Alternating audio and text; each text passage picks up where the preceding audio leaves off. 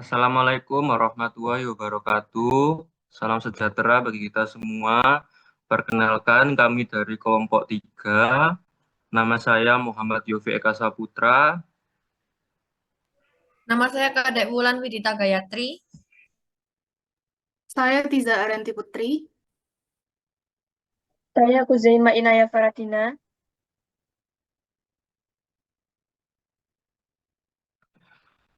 Di sini kami ingin mempresentasikan tentang pendistribusian data, tabel frekuensi, distribusi frekuensi, dan presentasi grafis.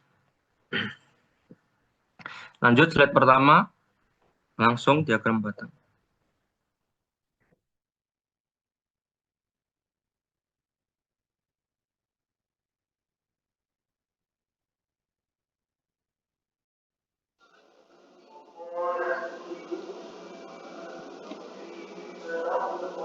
Ya, yang pertama diagram batang. Seperti yang bisa kita lihat di share screen berikut, diagram batang adalah grafik yang disusun dari segi 4 vertikal atau horizontal.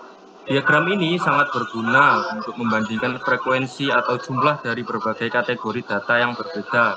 Pada contoh di slide ini kita bisa melihat sebuah diagram batang yang menunjukkan frekuensi nilai sumber horizontal atau yang disebut absis.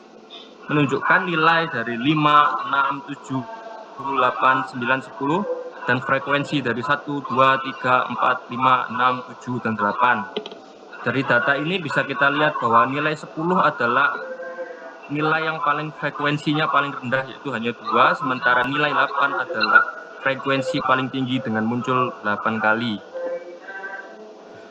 Lanjut, diagram lingkaran.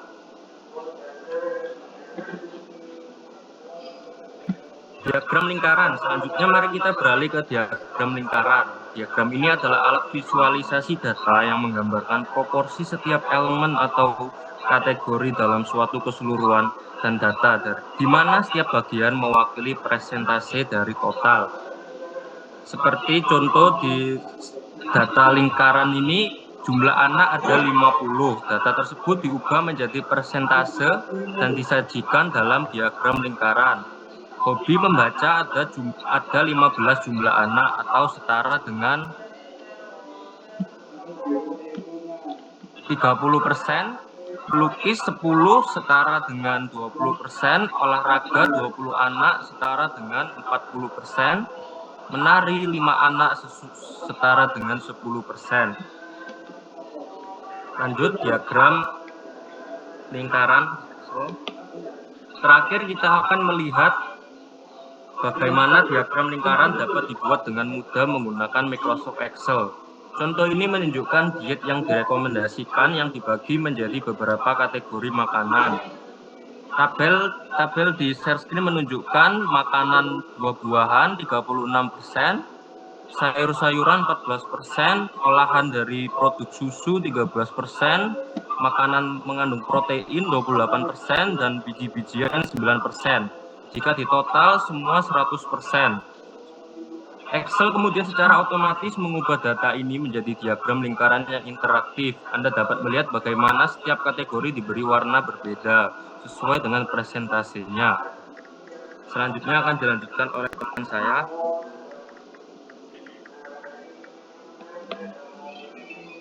Lalu di sini ada distribusi frekuensi. Distribusi frekuensi menggambarkan jumlah observasi untuk setiap kemungkinan nilai suatu variabel. Distribusi frekuensi ini digambarkan menggunakan grafik dan tabel frekuensi. Lalu selanjutnya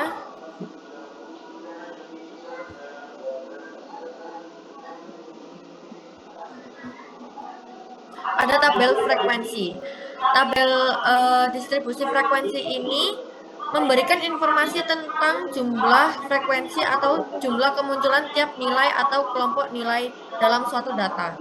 Di sini ada dua tipe tabel distribusi frekuensi.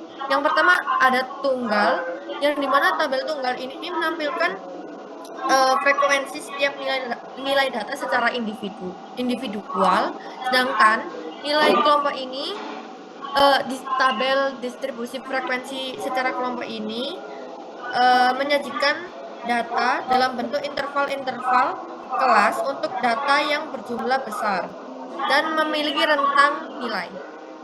Lalu selanjutnya adalah tabel frekuensi relatif. Tabel frekuensi relatif itu sendiri adalah tabel yang menyajikan proporsi atau persentase kemunculan setiap kategori atau interval data dalam kaitannya dengan jumlah total pengamatan. Nilai-nilai tersebut dikelompokkan ke dalam interval kelas dan tiap interval kelasnya masing-masing mempunyai bilangan frekuensi dalam bentuk persentase. Jadi di sini kan ada interval-interval kelas dan kita sudah tahu berapa sih frekuensi-frekuensi di setiap interval kelasnya.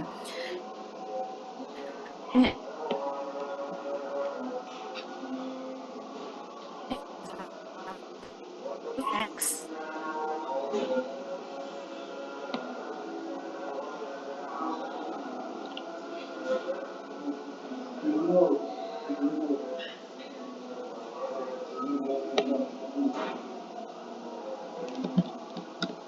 Next.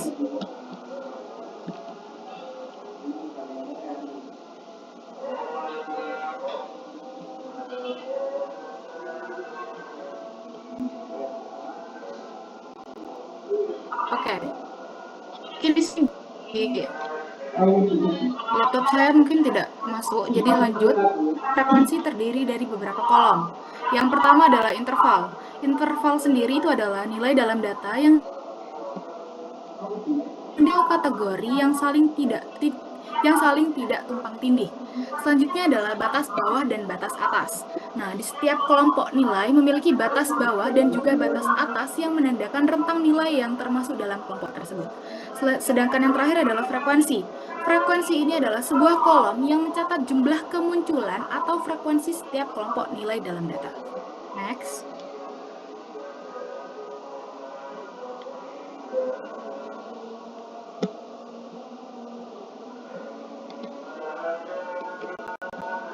Nah, pada slide ini ditampilkan contoh soal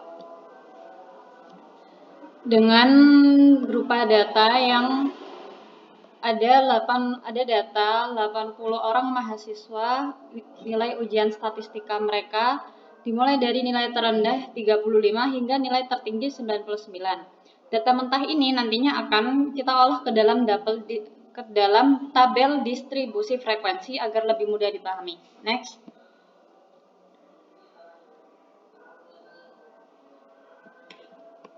Nah, langkah pertama untuk mengerjakannya adalah kita menghitung range dulu dengan cara mencari selisih dari nilai terbesar dengan nilai terkecil, yaitu 99 dikurangi 35, hasilnya 64. Yang kedua, kita tentukan banyak kelas dengan rumus 1 ditambah 3.3 log n sama dengan 1 ditambah 3.3 80, hasilnya 7,27 atau bisa kita bulatkan ke angka 7. Yang ketiga, kita hitung panjang kelas dengan membagi rentang dengan banyak kelas, yaitu 64 dibagi 7 dengan hasil 9,14 dan kita bulatkan ke 9. Lalu yang keempat, membuat interval kelas. Dimulai dari 31 sebagai batas bawah, sehingga intervalnya menjadi 31 sampai 40 dan seterusnya dengan hitungan 9 angka. Terakhir, kita hitung jumlah data yang masuk ke setiap interval lalu memasukkannya ke dalam tabel. Next.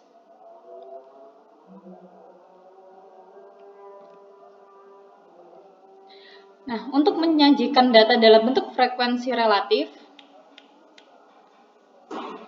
slide sebelumnya.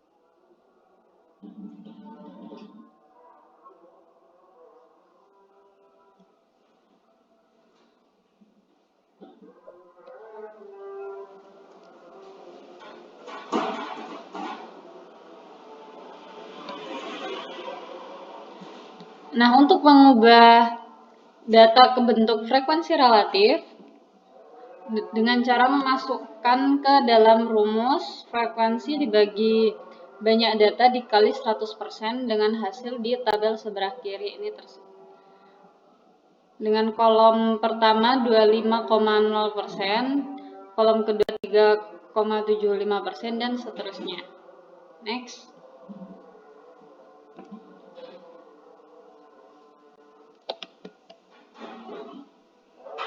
Kemudian, 3 bentuk grafik yang umum digunakan itu ada histogram, polygon frekuensi, dan distribusi frekuensi kumulatif. Selanjutnya, yang pertama itu histogram. Di sini ada contoh histogram nilai ujian akhir status mahasiswa matematika.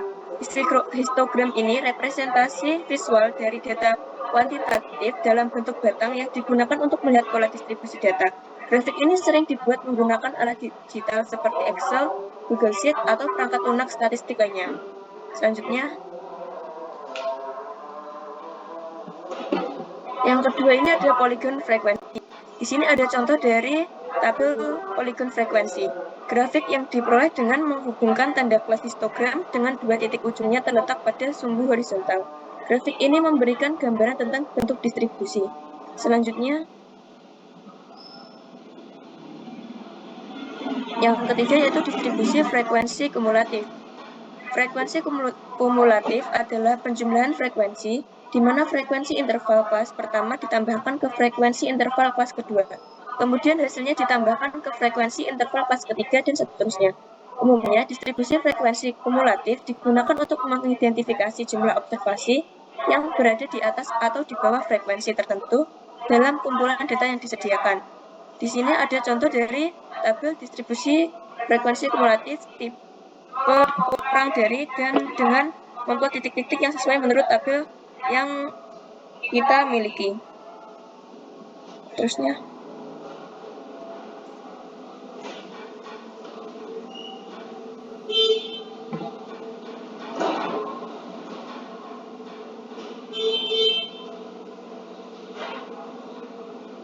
Sekian dari kelompok kami. Apabila ada kesalahan kata, mohon dimaafkan. Terima kasih.